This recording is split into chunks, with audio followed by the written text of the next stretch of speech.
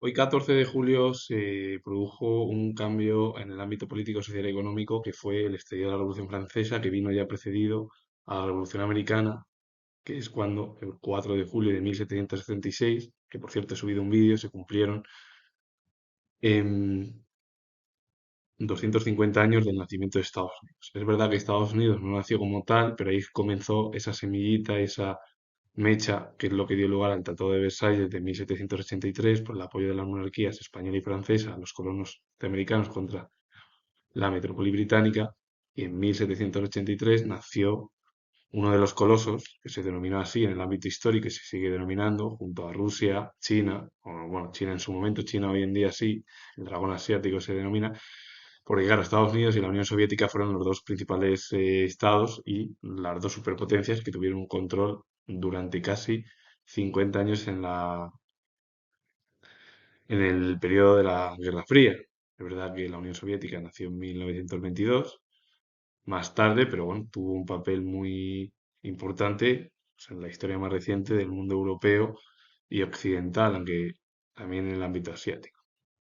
Y el 14 de julio de 1789 se produjo el cambio de monarquías absolutistas que comenzaron a finales del siglo XV y que estalló definitivamente el conflicto y el fin de las monarquías o del absolutismo monárquico el 14 de julio de 1789, que es lo que dio pues, un cambio de paradigma. Primeramente, la Revolución Americana fue el comienzo en el ámbito occidental y en el ámbito europeo ya y en Occidente fue la Revolución Francesa, que es lo que dio lugar a posteriormente las independencias de las colonias iberoamericanas, mm, pues, en el siglo XIX, que comenzaron en 1814 hasta 1824, en la gran mayoría de los países que nacieron, México, Paraguay, Uruguay, Argentina, Perú, Chile y otras tantas figuras bueno, otras tantas figuras que estuvieron, por ejemplo, ahí como Simón Bolívar, es el General San Martín, que fueron los dos revolucionarios más destacados en la independencia contra la monarquía española y la metrópoli española, y bueno, también en Brasil. Y luego ya de 1895 a 1898 se produjo ya el final de la pérdida de las colonias de ultramar, Cuba, Puerto Rico en América y luego ya bueno, más adelante, más bueno, en la zona del Pacífico, en Asia, se produjo ya pues, la pérdida directamente de Filipinas y posteriormente las Islas Guam que se tuvieron que vender al Imperio Alemán, pues porque España prefirió en su momento eh, cambio monetario a pérdidas incluso más de vidas y se tuvieron que entregar ya definitivamente a un país europeo, con el objetivo de evitar cualquier conflicto ya con Estados Unidos y con cualquiera de Europa, porque España ya se encontraba muy dañada económicamente, políticamente y socialmente. Y es lo que nació la generación del 98 como una crítica hacia los gobiernos y hacia las instituciones españolas del momento. A partir de ahí, Joaquín Costa, otra figura importantísima como historiador que fue, pues también fue muy crítico con el sistema de la pérdida y sobre todo ya de finales del siglo XIX de las colonias y sobre todo cómo fueron las formas en el ámbito de la administración política de la monarquía eh, española o de España en su momento. Y a partir de ahí, pues luego comenzó otra expedición ya y otras conquistas por parte de los europeos hacia Asia.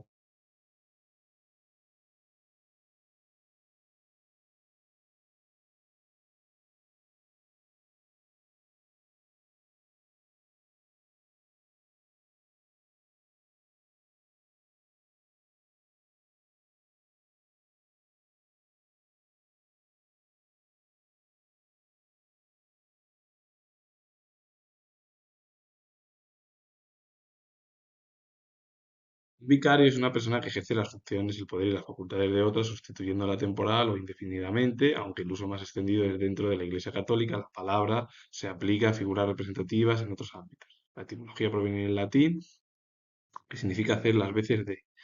Pues un vicario es aquel que sustituye temporalmente a alguien. Normalmente está en el ámbito de la religión, pero que también puede ser en otro tipo de ámbito.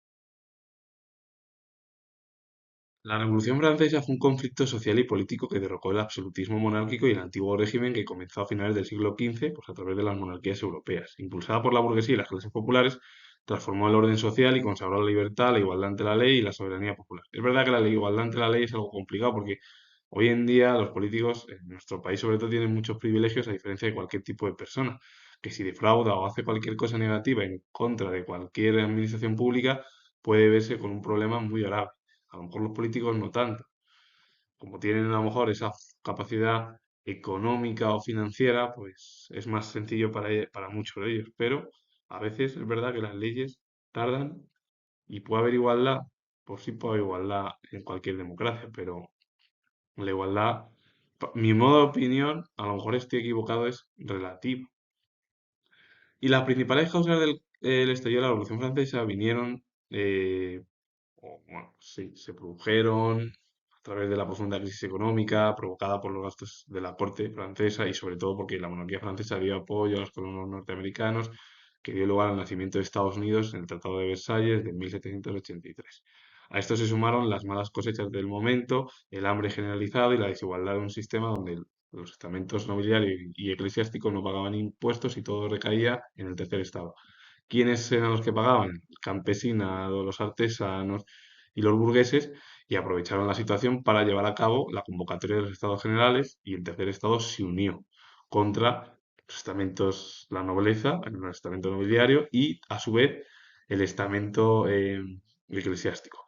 Y entonces en la convocatoria de los estados generales, en la figura de Luis XVI, pues provocó pues, un cambio de paradigma en la monarquía. Es verdad que luego la monarquía influyó en la cual pues, que decapitaron a la familia real y sobre todo Luis XVI debido a que se quería marchar de Francia con el objetivo de evitar pues, cualquier represalia. Y hubo un conflicto civil sangriento, cruento, como una guerra civil en Francia en aquellos 10 años porque lo que quería el monarca era resguardarse en cualquier monarquía europea del momento. Ya podría ser España, Portugal, Austria, Gran Bretaña,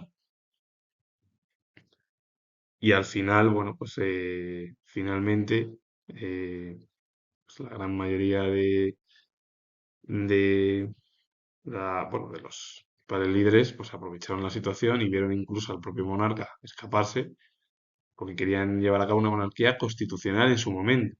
Pero claro, viendo que la familia real no quería estar ni quería tener una figura representativa muy limitada, es lo que provocó finalmente la decapitación de Luis XVI, de su mujer y su esposa María Antonieta, y bueno, muchos incluso fueron decapitados en aquel periodo, también en el periodo del terror francés, como se denominó, a muchos políticos. Del momento los decapitaron cuando ya la monarquía ya había desaparecido en Francia. El proceso de la Revolución Francesa abarcó 10 años y atravesó diferentes etapas destacadas y fundamentales para comprender el conflicto de una década que fue un conflicto civil. Y primeramente se convocaron los Estados Generales y la Asamblea Nacional en 1789. Los Estados Generales no se convocaron desde 1614 en la época del reinado de Luis XIII, aunque Luis XIII estaba su madre como regente, María de Medici. Y se convocaron esa última vez, ni con Luis XIV ni con Luis XV. Ya la última vez se convocaron ya con Luis XVI porque vino una crisis económica, hambrunas, problemas en las cosechas. Los precios estaban desorbitados en aquel momento y ello provocó el estallido de aquella crisis política, social y económica que derrocó al final a la monarquía y a la familia real francesa. Ante la crisis, el monarca Luis XVI convocó a los Estados Generales, el tercer estado se separó y formó la Asamblea Nacional, comprometiéndose a redactar una constitución. El 14 de julio de 1789 se produjo la toma de la Bastilla, que era el símbolo del absolutismo monárquico. A partir de ahí, la Convención y la Primera República se abolió la monarquía primeramente porque Luis XVI quería marcharse de Francia, le vieron algunos franceses y lo llevaron directamente a la guillotina. Y se ejecutó al monarca el 21 de enero de 1793 y después al resto de la familia real. Algunos de ellos hasta murieron y fueron muy jóvenes. Entre ellos también bueno, decapitaron a la esposa y reina de Luis XVI, que fue María Antonieta, que por cierto María Antonieta nació en Viena, era austriaca, y esta etapa estuvo marcada por el reino del terror liderado por Robespierre, que incluso el propio Robespierre lo asesinaron también en la guillotina en aquel momento, una fase radical del gobierno revolucionario. En 1795 murió uno de los hijos de Luis XVI, como fue Luis XVII, de tuberculosis muy jovencito, murió además encarcelado. Pues desgraciadamente, a partir de ahí, el resto de hermanos se tuvieron que marchar de Francia. Luis XVIII, Carlos X, tuvieron que irse fuera de Francia con el objetivo de que no mataran al resto ya de los miembros de la familia real. Finalmente, bueno, retornó la monarquía, los Borbones a Francia de nuevo otra vez, cuando cayó definitivamente ya el imperio, el primer imperio francés, la figura de Napoleón Bonaparte. El directorio, una de las fases más moderadas, donde el poder ejecutivo recayó en un directorio, es verdad que estaba caracterizado todavía por la inestabilidad política, el crecimiento o el creciente protagonismo del ámbito militar.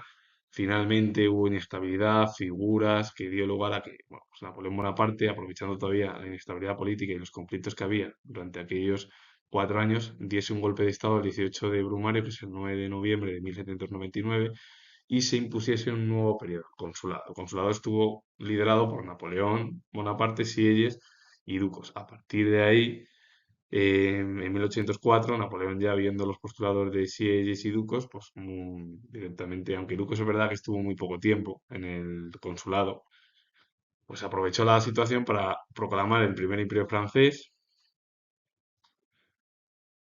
y llevar a cabo un una nueva forma de gobierno, que en realidad era una monarquía igual con los tintes autoritarios de las monarquías europeas que existían en Europa en su momento.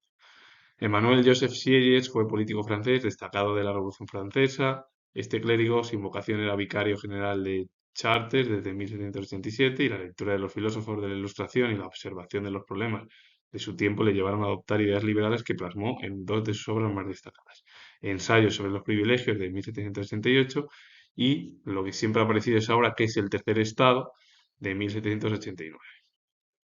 Roger Ducos, otro miembro del consulado, fue político francés, miembro de la Convención Nacional y del periodo también del Directorio. Estuvieron muchos de ellos en el periodo del Directorio, aunque luego fueron elegidos por Napoleón Bonaparte por intereses políticos para formar el nuevo periodo que se denominó el Consulado.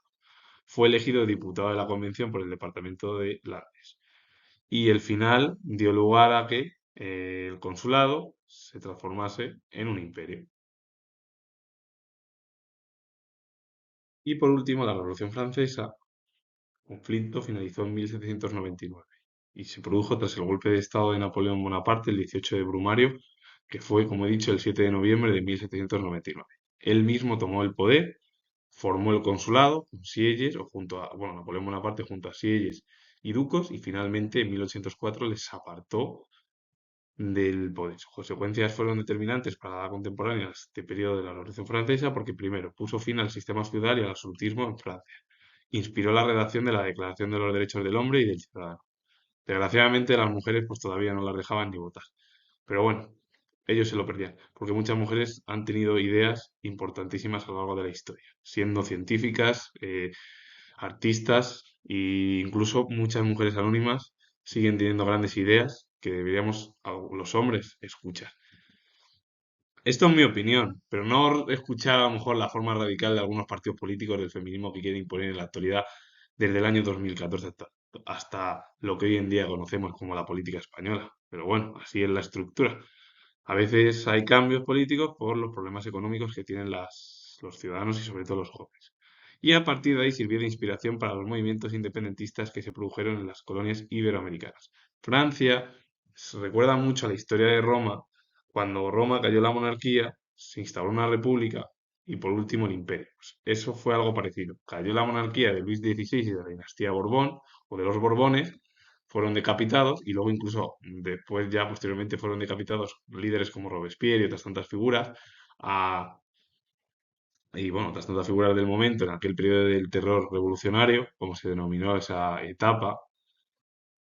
Y finalmente cayó república, la primera república francesa, y se instauró un imperio, que fue el imperio de Napoleón Bonaparte. Subió de nuevo una nueva dinastía a Francia, que se denominaron los Bonaparte, que estuvieron durante el imperio francés, el primer imperio francés, por Europa. Estuvieron incluso como monarcas en nuestro país. Estuvo el hermano de, bueno, estuvo José Bonaparte, estuvo el cuñado, que estuvo incluso Murat aquí asesinando a gente inocente tras la revuelta y el levantamiento de los madrileños contra las tropas francesas, y otras tantas figuras en otras zonas de Italia, de Austria. Bueno, pues, en Francia se instauró una nueva forma, que fue un régimen monárquico y militar, pues en la figura de los Bonaparte y sobre todo de Napoleón. Y en Europa estuvieron ahí, pues en varios países europeos, entre ellos en Italia, en la península ibérica, porque estuvieron en todo lo que es el territorio peninsular, en Portugal también. Portugal fue invadida. Y estuvieron en Centro Europa y, bueno, es verdad que Grecia no existía en su momento, pero bueno, estuvieron en muchos, fueron familias, una familia importante que tuvo una dinastía en el viejo continente hasta que en 1815 directamente cayó y se instauró eh, pues, otra vez las monarquías ya limítrofes con Francia, con los Borbones, en España igual, en Portugal, en Italia, estaba la unificación en su momento. Y bueno, con ello finalizo. Comento que soy historiador. Si os ha gustado este vídeo de la Revolución Francesa, un periodo histórico importante para comprender cómo es la historia más reciente y cómo fueron las influencias por el resto del continente y también por España, darle a like, suscribiros, comentar. Comento que soy historiador y nos vemos ya en el próximo vídeo.